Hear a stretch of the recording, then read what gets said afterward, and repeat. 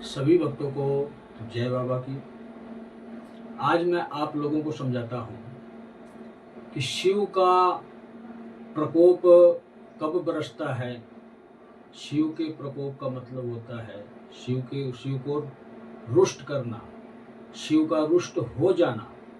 और जब शिव रुष्ट हो जाते हैं इंसानों से, तब उनका स्वरूप कौन सा तैयार होता है। जब शिव रुष्ट हो जाते हैं तब प्रकट होता है उनका स्वरूप महाकाल का। और महाकाल का स्वरूप जब प्रकट होता है तो तीसरा नेत्र भी खुलता है, और तीसरा नेत्र जब खुलता है तब ही वो तांडव करते हैं। तब इस सृष्टि में उथल पुथल शुरू होती है, और वो तो शुरू हो चुका है, लेकिन फिर भी उन्होंने दया दृष्टि की कि एक काल पुरुष को और एक काल रात्रि को, जिनका पृथ्वी पर एक हिसाब से आप शिव युग में समझो तो महेश और महेश्वरी है, जिनका इंसानी शरीर है, इनके माध्यम से युग परिवर्तन किया जा रहा है। और इस युग परिवर्तन में काल पुरुष सारा कार्य अकेले कार्यभार संभाल रहे हैं, शक्ति के माध्यम से सारा कार्य कर रहे हैं। और जिस किसी को ऐतराज है इस कार्य में, जो ये कहता है कि मैं धर्म का पाठ पढ़ा रहा हूँ, मैं सत्य दिखा रहा हूँ, मैं भगवान तक ले जा रहा हूँ, जो मुझको स्वीकार नहीं करता है तो उसको मैं अस्वीकार कर दूंगा हमेशा के लिए। हमेशा के लिए अस्वीकार करने का मतलब ये है कि शिव का ही स्वरूप, शक्ति का ही स्वरूप महेश और महेश्वरी हैं, और महेश्वरी की शक्ति से स्वयं काल पुरुष युग परिवर्तन कर रहे हैं। और इस युग परिवर्तन में जो भी धर्म गुरु बाधा बनेगा उसको रास्ते से हटा देंगे। हमेशा के लिए बुरे कर्मों की सजा दे देकर, तड़फा तड़फा कर 4 जन्मों तक हिसाब किताब लेंगे, और इसके बाद आपको आपके कर्मों के हिसाब से बही खाता आपका तैयार करके विष्णु के हवाले कर देंगे। और जब कल की अवतरण होगा, कल की अवतरण का मतलब समझो आप, स्वयं विष्णु जी प्रकट होंगे।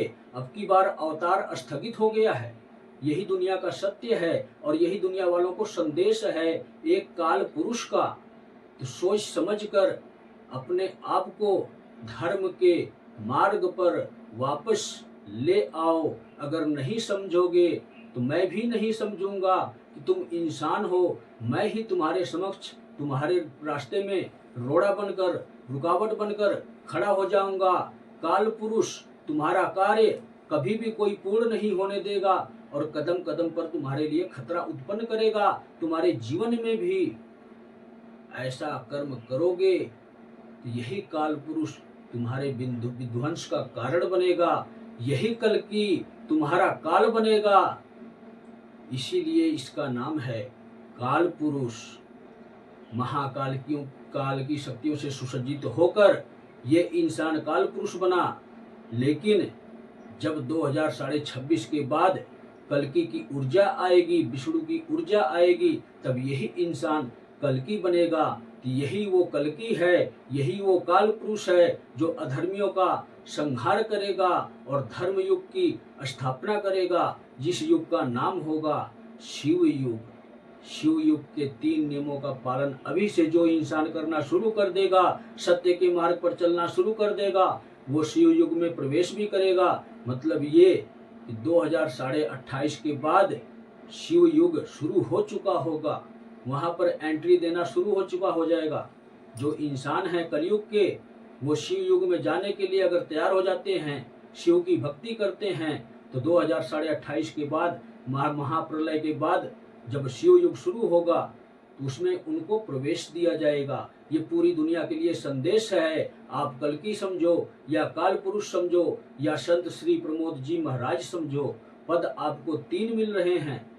अपने जीवन में क्या स्वीकार करोगे यही आप समझ लो।